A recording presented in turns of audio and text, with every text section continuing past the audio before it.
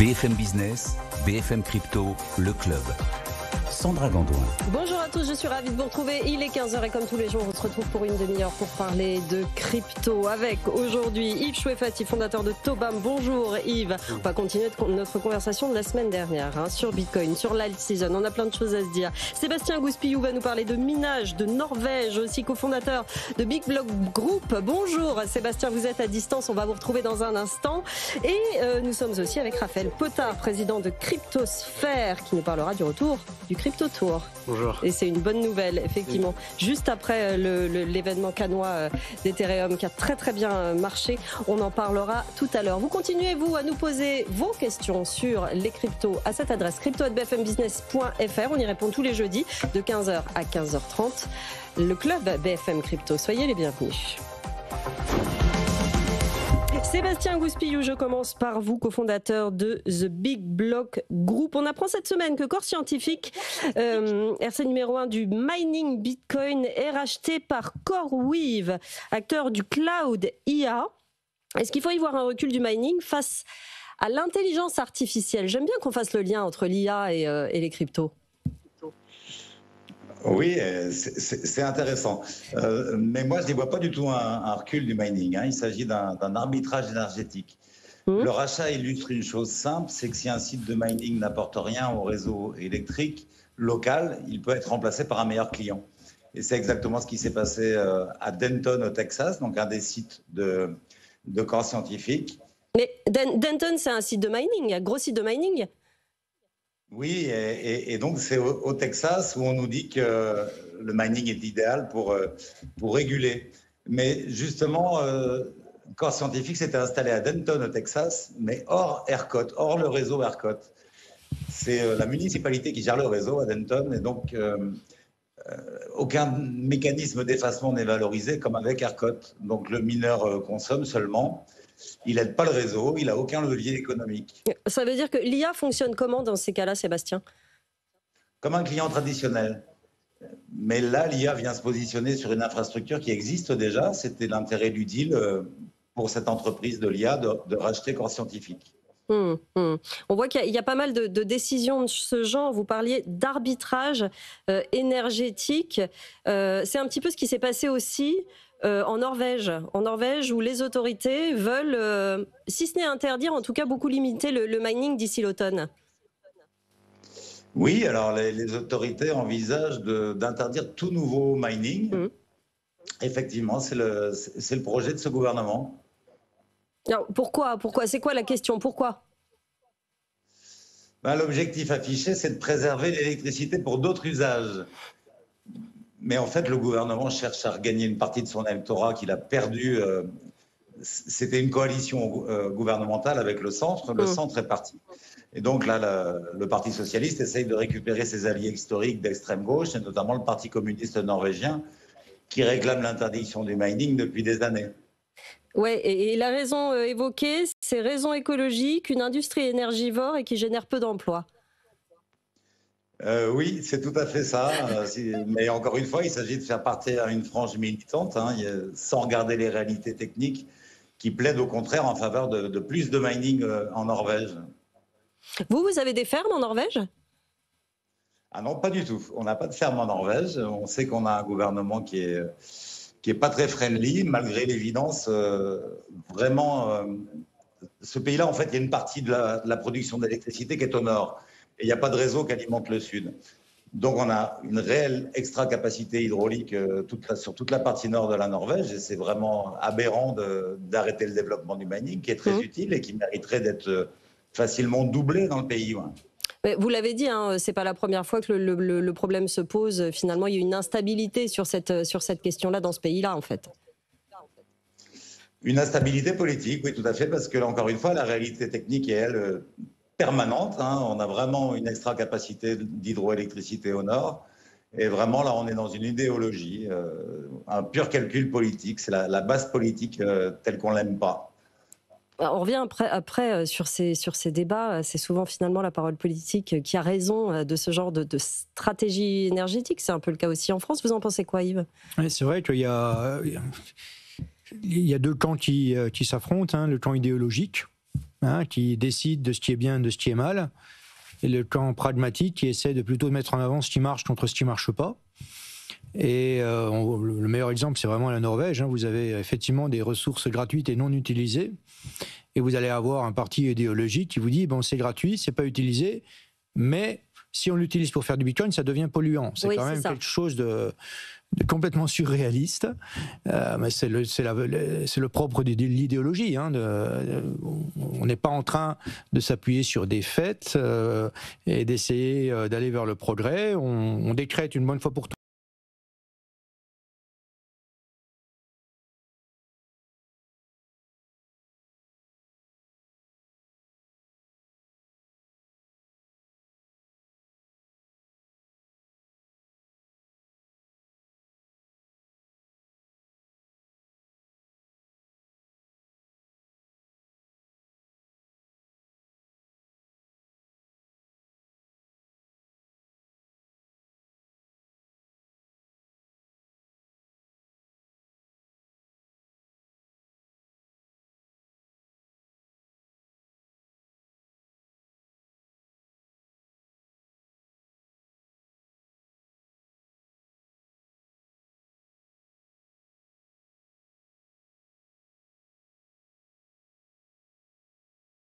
Cette croyance, parce qu'on l'a aussi répété très longtemps, que le mining c'était polluant, et que, alors qu'en fait ça fait partie d'une vraie stratégie énergétique, alors nouvelle à mettre en place, mais on a l'impression que ça vient pas. Il y a des moments où effectivement faire fonctionner nos centrales nucléaires, ça nous coûte de l'argent.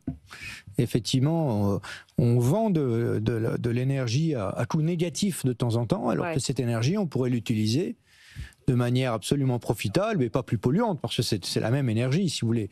Qu'on la vende aux Allemands et que les Allemands, quelque part, encaissent un prix parce que les prix sont négatifs, c'est complètement abracadabrantesque, comme dirait Chirac. Oui, c'est vrai. Mais Sébastien, on est à 2 ans, là, 2 ans de l'élection. Est-ce que potentiellement, vous pensez que vous faites avancer ce discours-là du minage? Est-ce que vous pensez que 2027, c'est encore trop tôt pour intégrer ce sujet-là dans la campagne? Vraiment pas, hein. Je vous l'ai déjà dit la dernière fois, mais moi je suis convaincu qu'on va lancer le mining avant l'élection présidentielle en France. C'est un sujet qui est vraiment discuté aujourd'hui à tous les niveaux. Donc non, ça avance, il y a une prise de conscience. On a de l'avance par rapport à la Norvège aujourd'hui, sur le discours politique, sur la compréhension de l'électricien. Et non, je ne suis pas inquiet, c'est quelque chose qui va arriver en France et qui arrivera à se développer plus en Norvège également. Hein. Ce n'est pas parce que l'actuel gouvernement propose des choses qu'ils seront suivis.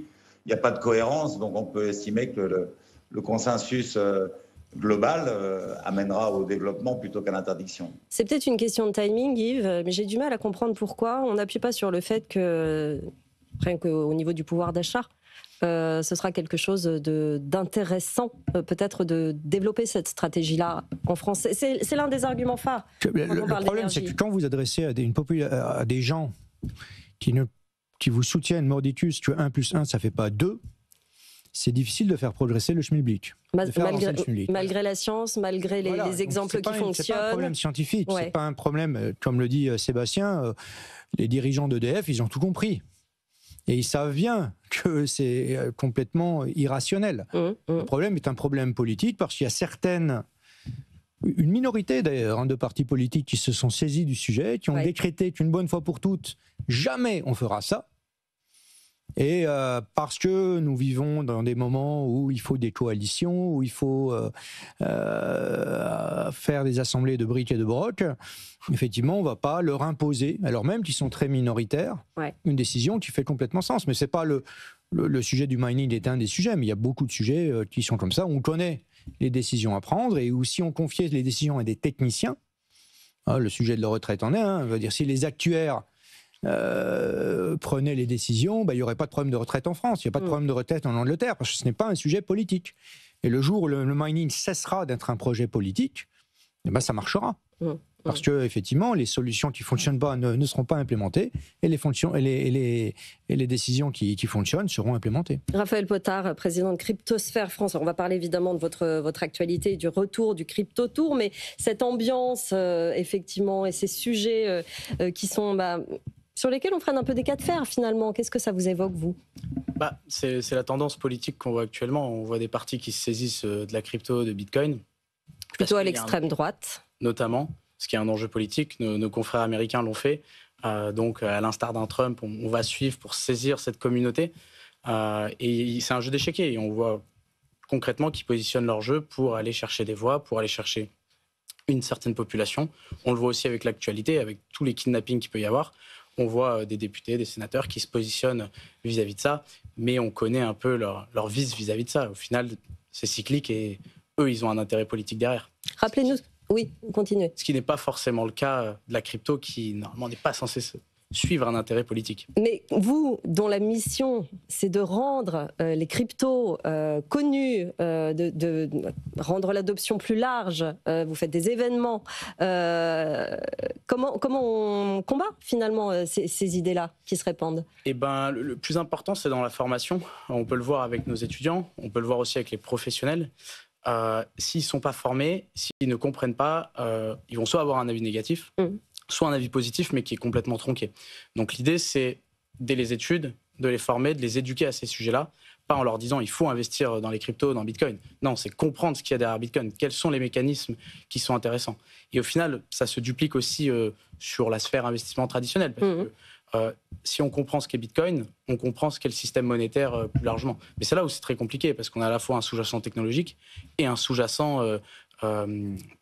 financier et culturel, entre guillemets. C'est le financier qui pose problème chez nous, notamment la culture financière. Je pense que le technologique aussi. Oui, technologique aussi. Mais c'est vrai que technologique, on ne se demande jamais comment fonctionne notre système monétaire actuel et pourtant on l'utilise quotidiennement. C'est ça, Complètement. C'est ça qui est intéressant quand même. Le retour du Crypto Tour, ça va être quoi ? C'est l'événement annuel de Cryptosphère qu'on organise depuis maintenant 4 ans et qui a pour objectif en fait de tourner de plusieurs villes. On a commencé à Marseille, on a fait 2 éditions à Marseille, une édition lyonnaise, on sera de nouveau à Lyon cette année. Il y aura quoi dedans ? Principalement des conférences, des stands, des keynotes, des workshops, parce qu'on a toujours cette idée aussi de former. Donc il y a former en écoutant, en ayant des intervenants, des entrepreneurs très clivants qu'on peut avoir, mais aussi en comprenant, en pratiquant, d'où tout l'intérêt des workshops qui sont en fait des petites sessions de classe qu'on organise, qui sont très pratiques. Et l'objectif de ça, pourquoi on l'a fait en dehors de Paris ? C'était parce qu'aujourd'hui, venir à Paris quand on n'est pas parisien, ça a un coût. Assister à des salons professionnels, ça a un coût. Et donc, évidemment, on restreint le scope de personnes qu'on peut avoir. Et donc, l'objectif, c'était de tourner en France pour pouvoir avoir ce type d'événement un peu de partout. Même stratégie pour Surfit Bitcoin qui était à Bordeaux il y a quelques semaines, même stratégie pour l'événement Ethereum qui était à Cannes il y a quelques jours. C'est important comme ça de multiplier les événements dans la sphère crypto. Ça s'adresse à qui, le Crypto Tour ? Ça s'adresse à tout le monde. Qu'on soit curieux, qu'on soit banquier, qu'on soit chef d'entreprise. L'objectif, c'est qu'il n'y a pas de barrière à l'entrée, que ce soit pour le prix d'entrée des places, mais aussi le niveau culturel qu'on peut avoir vis-à-vis des cryptos ou même de l'entrepreneuriat au sens plus large. L'objectif, c'est que demain, on peut avoir un chef d'entreprise de 50 ans comme un étudiant de 19 ans qui vient juste de découvrir les cryptos. Et quand vous parlez de crypto et que vous parlez de formation et vous parlez de keynote, c'est sur quel crypto ? Tous. On est vraiment, comment dire en anglais, permissionless. C'est ce qu'est la crypto. Le but, c'est d'être décentralisé et d'avoir plusieurs acteurs. Ça serait complètement idiot de se focaliser uniquement sur un acteur. Donc c'est pour ça qu'on a plusieurs blockchains qui viennent et qui seront présentes le jour J. Et l'objectif, c'est de ne pas s'enfermer sur une communauté pour ne pas avoir un côté biaisé. Ce que vous disiez, c'est que cette année, il y aurait beaucoup d'acteurs institutionnels. Effectivement. L'année dernière, on a eu la chance d'avoir déjà quelques institutionnels. Mais moi, c'est vraiment quelque chose qui me porte à cœur parce qu'aujourd'hui, les institutionnels, on voit que le marché se professionnalise énormément, que ce soit sur la sphère professionnelle, mais aussi investissement des entreprises, des petites startups, de plus en plus professionnelles. Et donc, il faut les intégrer. Ils l'intègrent malgré eux, même s'il y a quelques vices aujourd'hui, on le voit. Donc, de les avoir avec nous et aussi qu'ils comprennent ce que nous, on fait et ce qu'eux, ils font, c'est primordial pour l'avenir des cryptos. Vous allez comprendre pourquoi je vous pose cette question-là, mais est-ce qu'il y a des appétences particulièrement sur Bitcoin ? On va en parler dans un instant avec Yves Chouefati, où il y a des appétences pour tout. Il y a eu l'événement Ethereum la semaine dernière, mais la demande, elle va où principalement ? Sur les cryptos ? Oui. La première demande qu'on a, c'est comment faire de l'argent concrètement. Ce qui n'est pas forcément le bon biais. Non. Mais après, la plupart des gens qui découvrent les crypto-monnaies se rendent compte en fait du monde qu'il y a derrière, des communautés qu'il peut y avoir, mais aussi un peu de ce jeu où chacun peut entreprendre de son côté sans forcément avoir bâti quelque chose avant. Et ça, moi je trouve que c'est la plus belle chose qu'on a avec les cryptos, c'est qu'aujourd'hui, de sa chambre, on peut lancer une entreprise. Ce qui n'est pas forcément le cas, ce qui n'est pas le cas du tout dans la finance traditionnelle. Le Crypto Tour, la date, ce sera le 11 octobre prochain. Vous étiez à Cannes. Oui. Vous l'avez trouvé bien, cette édition-là?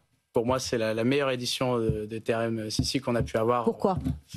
Le cadre, déjà. Déjà, avec le contexte actuel, on avait beaucoup de confrères à travers le monde qui nous demandaient est-ce que la France allait être un endroit safe pour eux. Cannes y a répondu parfaitement.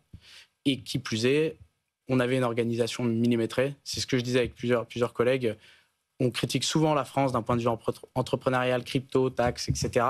Mais c'est vrai que niveau événementiel, on a mis la barre très haute cette année et Ethereum France peut être fier de cet événement qu'ils ont organisé. Là, vous parlez de la forme, vous parlez de l'organisation. Est-ce qu'en termes de projet, en termes d'avenir de la blockchain Ethereum, il y avait des choses intéressantes? Toujours. Il y a toujours des projets qui se démarquent. Qui sont présents et qui continuent dans cette voie d'adoption. On l'a vu, par exemple, un des projets phares, qui, lui, sur tous les réseaux, mais Privy, qui vient d'être acheté par Stripe. Ça montre que ces projets-là sont convoités par les acteurs traditionnels, ce qu'on ne voyait pas forcément avant. On voit qu'on avait du M&A en crypto, mais ce qui, maintenant, est le cas d'institutionnels vers des startups crypto. Donc, oui, il y a plein de startups qui ont de l'avenir, plein de protocoles qui travaillent très fort au quotidien. C'est ça, on en parlait la semaine dernière avec Yves. Bon, vous allez nous redire, évidemment, ce que vous pensez d'Ethereum, même s'il y a des choses toujours intéressantes et qu'on le cherche, ce projet qui aura vraiment de la valeur sur cette blockchain-là. Vous croyez particulièrement, Yves, en Bitcoin. Est-ce que 2025 est une année charnière pour Bitcoin? C'est ce que vous aviez dit. Est-ce que vous le pensez toujours? Oui, tout à fait. On a sorti un article en 2024 qui disait ça, qu'effectivement, il se passerait quelque chose d'extraordinaire en 2025. Ce qui nous avait motivé à l'époque, c'était trois visions. La première, c'est qu'il y avait quelque chose de très visible. Il y aurait une élection présidentielle aux États-Unis. Et cette élection présidentielle, elle apportait quelque chose de nouveau à Bitcoin. C'est que la vie était bipartisan. C'est effectivement, on se rappelle tous que c'était Donald Trump qui a le premier introduit ce sujet-là. Mais devant la popularité de ce sujet, pourquoi Donald Trump l'a introduit? C'est pas parce qu'il a une vision particulière du Bitcoin, je pense pas. Avant, il était contre d'ailleurs à une époque. Tout le monde était contre au début, puis ensuite les gens se convertissent. Et puis après, il y a la foi des convertis, vous savez, qui est extrêmement solide. Encore plus forte. Voilà, encore plus forte. Et effectivement, vous savez, se battre contre la mer, c'est difficile. Se battre trop longtemps contre quelqu'un qui vous dit 1 + 1 = 2, c'est compliqué. Et effectivement, la popularité du Bitcoin aux États-Unis a beaucoup grossi.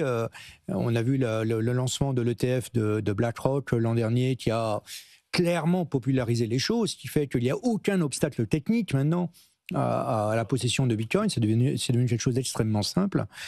Et c'est un sujet dont s'est emparé Donald Trump, et assez rapidement Biden d'abord, puis ensuite Kamala Harris lui ont emboîté le pas, et c'est devenu vraiment consensuel aux États-Unis. Et donc ça, on savait que ce serait quelque chose qui serait complètement transformationnel. La deuxième chose qui est complètement prévisible, c'est le mur de la dette. Les États-Unis ont un mur de la dette qui avance, vers lequel ils avancent, qui avance vers eux, je ne sais pas. Et en 2030, il y a des échéances très très lourdes de ce point de vue-là, où, si vous voulez, si vous prenez l'intérêt de la dette, plus les dépenses obligatoires, ça fait exactement les recettes fiscales des États-Unis. Ça veut dire qu'ils vont être obligés de financer ce qu'ils appellent la totalité de leur budget discrétionnaire. Ils appellent ça le budget discrétionnaire, le budget de la défense, de l'éducation. Tous les budgets que le gouvernement décide, devront être financés par de la dette à 100%. L'intégralité des recettes fiscales ira à ce qu'ils appellent non-discretionary expenses et au service de la dette. Et ça, c'est quelque chose qui est inéluctable et qui va, quelque part, faire en sorte qu'objectivement, les États-Unis vont avoir un besoin de plus en plus pressant de la dépréciation du dollar.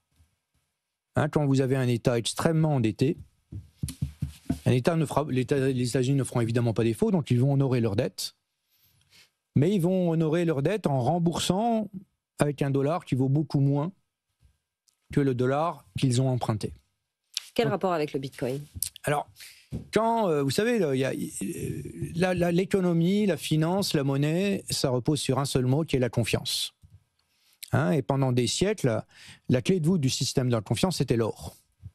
Et l'or, c'est quelque chose qui est archaïque, qui n'est pas auditable. Si je vous dis j'ai 3 lingots d'or, la seule manière de vérifier que j'ai 3 lingots d'or, c'est de les faire fondre. On ne peut pas auditer des stocks d'or. Donc c'est évident que l'or ne peut plus revenir à jouer son rôle de clé de voûte de la confiance. La deuxième clé de voûte de la confiance a été le dollar américain. Oui. Et si le dollar américain, et on commence tous à s'en persuader, est destiné à se déprécier de manière assez massive, il ne jouera pas non plus le rôle de clé de voûte du système de la confiance. Ça veut dire que Donald Trump est en train de transférer cette confiance ? Et voilà, je pense que vraiment, ça c'est une théorie un peu qui nous est propre. Une théorie, c'est toujours subjectif, c'est une avis, c'est une spéculation. Je pense que ce qui est en train de se passer, c'est que les États-Unis d'Amérique sont en train de se saisir du Bitcoin. Et très bizarrement, ils sont en train de faire du Bitcoin une monnaie américaine. Dans la passivité absolument totale des autres pays, de la plupart des autres grandes zones, si vous voulez, financières et monétaires, les États-Unis sont en train de se saisir du Bitcoin. Les grandes entreprises aujourd'hui qui possèdent du Bitcoin, qui développent le Bitcoin, elles sont pratiquement toutes américaines. Et ça, c'est vraiment quelque chose qui va changer complètement le rôle et l'appréhension du Bitcoin. La troisième chose qui nous motivait pour dire que 2025 sera une année charnière, c'est une analyse un peu plus longue sur le passé du Bitcoin. Le passé du Bitcoin était rythmé par ce qu'on appelle les halvings, qui tous les 4 ans réduisaient la production de Bitcoin de moitié. Oui. OK ? Et donc, tous les 4 ans, la perspective de ce halving créait ce qu'on appelait un méga bull run. Ça veut dire une très très forte appréciation du prix du Bitcoin. Quand vous aviez ce méga bull run, la priorité du trader ou de l'investisseur un peu court-termiste, c'était d'augmenter son bêta. D'accord ? Et pour augmenter son bêta, qu'est-ce qu'il faisait ? Il lâchait le Bitcoin pour acheter de l'Ether, du Solana, du Cardano et d'autres, ce qu'on appelle des altcoins. Les alternatives. Les alternatives, parce que celles-là étaient plus volatiles, donc offraient plus de bêta. Ouais. Malheureusement, l'investment case de ces alternatives étant plus faible que celle du Bitcoin, ça finissait mal et on avait ce qu'on appelait le crypto winter. Je crois que ce qu'on est en train d'observer pour la première fois, c'est que la baisse le halving a de moins en moins d'importance, vu que le réduire de moitié par moitié, au bout de quelques moitiés, il ne reste pas grand-chose à réduire. D'accord ? Donc ce méga bull run n'arrive pas. Il y a un bull run pour le Bitcoin, il s'est apprécié de à peu près 300% en 2 ans. Mais maintenant, si les traders ou les investisseurs veulent renforcer leur bêta, ils n'ont plus besoin d'acheter d'altcoins. Il n'y aura plus d'alt season. Souvent, le méga bull run était suivi d'un alt season et ensuite vous aviez le crypto winter. Je crois qu'il n'y aura plus d'alt season parce qu'on n'a plus besoin des altcoins pour renforcer son bêta. Maintenant, son bêta, comment on va le faire ? On va le faire de 2 manières. La manière la plus classique, c'est tout simplement d'emprunter en face d'une valeur mobilière. C'est quelque chose qu'on peut faire maintenant de manière extrêmement simple avec BlackRock qui a popularisé ça et qui a rendu ça assez anodin en fait. Et l'autre manière, c'est d'acheter des Bitcoin Treasury Companies qui ont un bêta qui est supérieur à 1 et qui permettent, si vous voulez, d'augmenter votre exposition au Bitcoin. Alors, qu'est-ce qu'on arrive ? En anglais, ça se dit « Instead of killing the bull, you feed the bull ». Au lieu de tuer le taureau, au lieu de tuer le marché bull, on le nourrit. Vous le nourrissez. Et on est parti, non plus dans un cercle un peu vicieux où à chaque fois, il fallait recommencer très très bas. On est parti dans un cercle vertueux où en fait, ceux qui veulent du levier alimente la hausse du Bitcoin. Est-ce que vous dites sur ce cycle, c'est défavorable à Ethereum dont on parlait tout à l'heure ? Vous avez peu foi en cette blockchain-là. Effectivement, l'Ethereum bénéficiait quelque part du bull run de Bitcoin. On voit bien que cette fois-ci, il a beaucoup de mal à en bénéficier. Le cours de l'Ethereum exprimé en Bitcoin sur 3 ans, c'est assez catastrophique quand il est exprimé en Bitcoin. L'Ethereum, il est laissé à lui-même. Il doit prouver les choses fondamentalement plutôt que simplement s'arrimer au Bitcoin, s'arrimer au bull run du Bitcoin. Et effectivement, là, l'Ethereum va devoir faire ses preuves lui-même plutôt que de simplement s'arrimer au Bitcoin. Raphaël, ça ne va pas faire vos affaires, ça. Qu'est-ce que vous en pensez ? Alors, pas forcément. C'est sûr que les cycles ont changé. C'est vrai qu'on se basait avant sur les bull runs, alt season, il y a eu DeFi season aussi. Et là, déjà, les acteurs ont changé. Les institutionnels sont rentrés dans la boucle, ce qui n'était pas le cas avant. Et aussi, le nombre de projets a énormément augmenté, voire, je ne saurais pas dire le nombre, mais c'est maintenant, avant, on comptait quelques projets, Ethereum, Solana, Cardano, etc. Maintenant, chaque personne, chaque individu peut lancer son propre token, son propre jeton. Et donc... Sans valeur pour autant. Sans valeur pour autant, mais il y a mathématiquement beaucoup plus de projets, donc la liquidité est répartie sur tellement plus d'autres actifs que c'était le cas il peut y avoir 8 ans, 4 ans. Yves?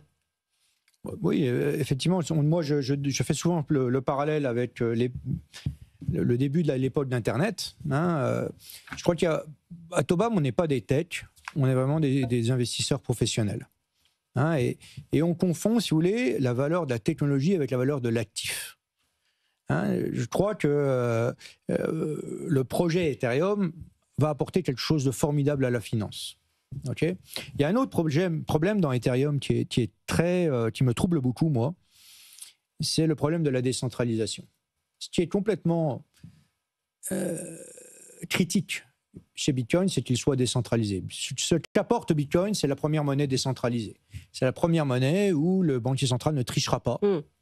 Et quand il a pris des engagements à sa création, Satoshi, il a organisé un Bitcoin qui tiendra les engagements de Satoshi. Il n'y aura jamais plus de 21 millions de Bitcoins. Oui, contrairement, dites-vous, aux engagements qu'avaient pris les banques centrales au départ. La banque centrale, la BCE, elle avait...